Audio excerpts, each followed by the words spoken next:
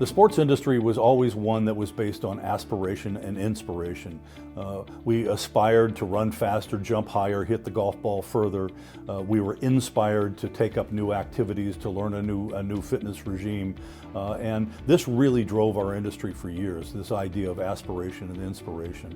Recently, much of the growth we've seen has really come from price, from retailers and brands being much more aggressive in their price promoting.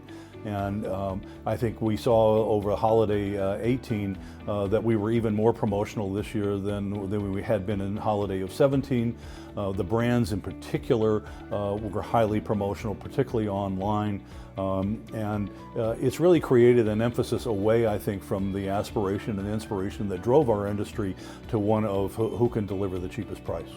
It's interesting that we certainly had an indicator that this was coming for our industry, and we've been talking about it for a while as a danger for our industry.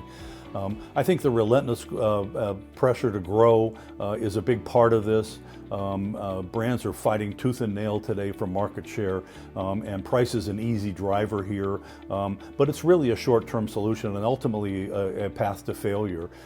We can't drive ourselves to the lowest price. No one wins a race to the bottom. The key, I think, to reversing this race to the bottom is product.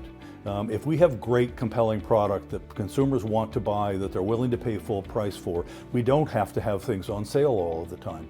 I think it's also critical that brands manage the marketplace, that they understand the finite amount of every product that they make, and make sure that they keep supply below demand so that the consumer wants to pay full price for that product. There certainly are techniques, and these are the techniques that built our industry.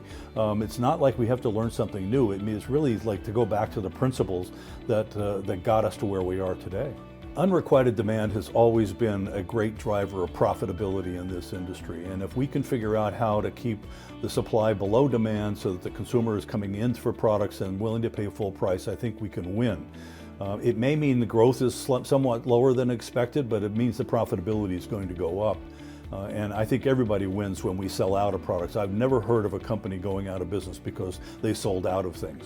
So the opportunity here is to figure out, again, what the real true size of the marketplace is, and NPD can help with that, by the way, and help brands frame the market so that we keep supply below demand and keep the consumer coming back for new and fresh ideas.